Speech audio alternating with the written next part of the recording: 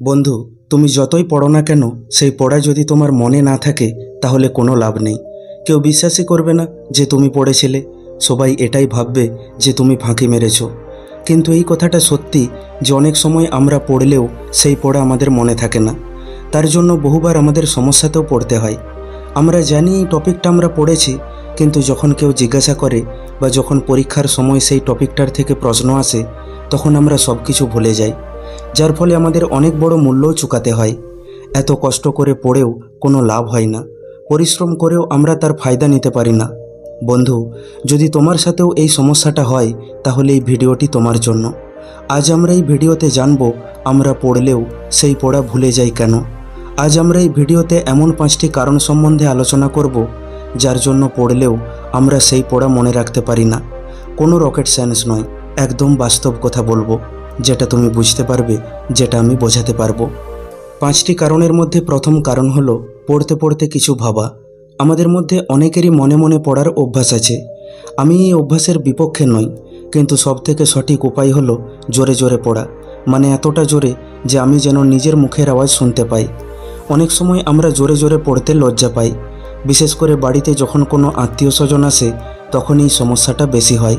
কিন্তু আমাদের বুঝতে হবে আমরা কোনো খারাপ কথা বলছি না যে আমাদের লজ্জা পেতে হবে। আমরা পড়ছি, আর এতে লজ্জা পাওয়ার কিছু নেই। যেই জন্য তুমি লজ্জা পাচ্ছ, আমিও তোমাকে সেই জন্যই জোরে জোরে পড়তে বলছি। তুমি লজ্জা পাচ্ছ এই জন্য, যদি আমি কিছু ভুল পড়ে ফেলি তাহলে আমার মান সম্মান সব যাবে, সবাই হাসবে। আর আমিও তোমাকে জোরে জোরে পড়তে বলছি এই জন্য যাতে তুমি মনোযোগ দিয়ে পড়ো, ভুলভাল না পড়ো। আমরা যদি জোরে জোরে পড়ি তাহলে আমরা যখন ভুল পড়ব তখন বাড়ির কেউ না কেউ সেটা শুনতে পাবে, আর হয়তো সেটা সংশোধন করে দেবে। তখন তুমি বুঝতে পারবে যে তোমার মন অন্য কিছু ভাবতে শুরু করেছিল, আর তুমি তৎক্ষণাৎ নিজেকে আবার পড়ার মধ্যে নিয়ে আসবে।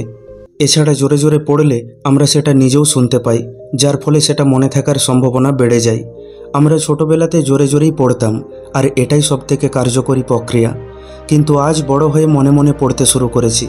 কিন্তু একটা কথা সর্বদা মনে রাখবে, মনে মনে পড়লে তোমার ধ্যান যে কোনো সময় পড়া থেকে অন্য কিছুতে চলে যেতে পারে, আর এটা আমরা সবাই অনুভব করেছি। তার মানে আমি এটা বলছি না যে মনে মনে পড়লে পড়া হয় না, অবশ্যই হয়। কিন্তু এইভাবে খুব কম সংখ্যক স্টুডেন্টই নিজের মনোযোগকে কন্টিনিউ পড়ার ওপর টিকিয়ে রাখতে পারে, আর বেশিরভাগ স্টুডেন্টই ডিস্ট্রাক্ট হয়ে পড়ে। তাই চেষ্টা করো জোরে জোরে পড়ার। এতে আর কিছু না হোক, লোকলজ্জার ভয়ে তোমার পড়ার স্ট্যান্ডার্ডটা বেড়ে যাবে। নির্ভুল পড়ার চেষ্টা করবে, মন দিয়ে পড়ার চেষ্টা করবে। আর আমরা যেটা মন দিয়ে বা মনোযোগ সহকারে পড়ি সেটা মনে থাকার সম্ভাবনা অনেকটা বেড়ে যায়। বিশেষ করে যারা পড়ে পর ভুলে যাও, তারা অবশ্যই জোরে জোরে পড়া শুরু করো। কিছু মাস পর তুমি নিজেই এর লাভ অনুভব করতে পারবে। দ্বিতীয় যে কারণের জন্য আমরা পড়া মনে রাখতে পারি না তা হলো আমাদের অস্থির মন। বেশিরভাগ স্টুডেন্টেরই মন বড় চঞ্চল, তাদের মন বড় অস্থির। তারা কোনো কিছুর ওপর একাগ্রতা নিয়ে আসতে পারে না, তাদের কোনো কিছুর ওপর ধৈর্য থাকে না। পড়তে বসলেও বেশিক্ষণ পড়তে পারে না, কখনো এই সাবজেক্ট তো কখনো ওই সাবজেক্ট। যাদের মন বড় অস্থির বা চঞ্চল, তারা যেটা পড়ে তারা সেটা মনে রাখতে পারে না। তাদের পড়ার প্রতি কনসেন্ট্রেশন না থাকার কারণে তারা পড়াটা ভুলে যায়। এর থেকে বাঁচার সবথেকে সহজ আর সবথেকে কার্যকরী উপায় হলো ধ্যান বা মেডিটেশন। তাই প্রতিদিন সকাল সন্ধ্যা মেডিটেশন করো। মেডিটেশন করলে তোমার মধ্যে স্থিরতা আসবে, মন শান্ত হবে, চিন্তা বা স্ট্রেস কম হবে। নিয়মিত মেডিটেশন করলে মানসিক ও শারীরিকভাবে বহু উপকার পাবে। প্রথম 5 মিনিট করার চেষ্টা করো, তারপর আস্তে আস্তে সময় বাড়াও। প্রথম কিছু না, কেবল 5 মিনিট চুপচাপ কোনো কথা না বলে শান্ত জায়গায় বসে থাকো। আশেপাশে কি হচ্ছে সেটা অনুভব করো, নিজের শ্বাস প্রশ্বাসের উপর মনোযোগ দাও। বাস এইটুকু দিয়েই শুরু করো। ধীরে ধীরে যখন তোমার এটার প্রতি আগ্রহ বাড়বে, তখন তুমি নিজেই এটাকে প্রফেশনালভাবে করতে শুরু করবে। এটা একটা অভ্যাস, এটা রাতারাতি আসবে না। প্রথম মনে হবে এসব কি বোকার মতো করছি, এসব করে কিচ্ছু হবে না। কিন্তু তাও নিজেকে নিয়ন্ত্রণ করে রোজ কেবল 5 থেকে 10 মিনিট এটাতে দাও। আমি বলছি তোমার জীবন বদলে যাবে, তোমার একাগ্রতা বেড়ে যাবে, তুমি ধৈর্য ধরে অপেক্ষা করতে শিখে যাবে, তোমার পড়াশোনার স্তর উপরে উঠবে, তোমার মন অস্থির থেকে স্থির হয়ে উঠবে, চঞ্চল থেকে শান্ত হয়ে উঠবে। আর শান্ত মনে একাগ্রতার সাথে পড়াশোনা করলে সেটা মনে থাকার সম্ভাবনা কয়েক গুণ বেড়ে যাবে। তাই মেডিটেশন বা ধ্যানের অভ্যাস শুরু করো। তৃতীয় যে কারণের জন্য আমরা পড়া মনে রাখতে পারি না তা হলো আলস্য। অনেক সময় আমরা অলসতার সাথে পড়াশোনা করি। আমাদের মধ্যে কোনো উত্তেজনা থাকে না। কখনো আমরা ঢিলাঢালা হয়ে বসে বসে পড়ি, কখনো বা শুয়ে শুয়ে পড়ি। আর আমরা সেই সময় যা যা পড়ি সেগুলো ভুলে যাই, কারণ আমরা তখন তন্দ্রাচ্ছন্ন অবস্থায় পড়াশোনা করি। আমাদের ব্রেন তখন সেইভাবে অ্যাক্টিভ থাকে না, শরীরের মধ্যে কোনো এনার্জি থাকে না। এমনভাবে পড়ে কী লাভ? তার চেয়ে বরং 1 ঘন্টা রেস্ট করে নাও, তারপর উঠে চোখে মুখে জল নিয়ে একদম অ্যাক্টিভ হয়ে মনোযোগ সহকারে পড়ো। দেখবে যা পড়বে সেটা মনে থাকবে। নিজেকে আলস্যমুক্ত রাখতে এক্সারসাইজ করো, ব্যায়াম করো। দেখো, আসল কথা হলো তুমি যা পড়বে সেটাকে মনে রাখতে হবে, নিজের মাথায় সেটাকে স্টোর করতে হবে। তাই পড়তে বসার আগে নিজের মস্তিষ্ক বা ব্রেনকে তৈরি করতে শেখো। ঠিক যেমন বীজ বোনার আগে মাটি তৈরি করতে হয়, ঠিক তেমনি তোমার পড়াকে মনে রাখতে হলে তোমার ব্রেনকে প্রথমে তৈরি করতে হবে, সেটাকে খালি করতে হবে, সেটাকে শান্ত করতে হবে এবং অ্যাক্টিভ করতে হবে। নিজের মধ্যে এনার্জি নিয়ে আসতে হবে। এইভাবে আলস্য হয়ে পড়লে সেই পড়া তোমার কোনোদিনও মনে থাকবে না, কারণ সেটা তোমার ব্রেনে ঠিকমতো প্রবেশই করতে পারে না। তাহলে স্টোর হবে কোথা থেকে? তাই অলসতা দূর করে সক্রিয়ভাবে বা অ্যাক্টিভ হয়ে পড়ো। চতুর্থ যে নিয়মের জন্য আমরা পড়া মনে রাখতে পারি না তা হলো শুধু পড়ি কিন্তু লিখি না। আমাদের পড়া মনে না থাকার অন্যতম গুরুত্বপূর্ণ কারণ হলো না লিখা। খালি পড়লেই হবে না, যেটা পড়লে সেটাকে লিখো। দেখবে সেটা তোমার মাথার মধ্যে গেঁথে যাবে, কারণ একবার লেখা 10 বার পড়ার সমান। তাই লিখো। তুমি একটা টপিককে প্রথমে কয়েকবার মনোযোগ সহকারে পড়ো, তারপর সেটা না দেখে লেখার চেষ্টা করো। সেটার থেকে মেন যে প্রশ্নগুলো রয়েছে তার উত্তরগুলো লেখার চেষ্টা করো।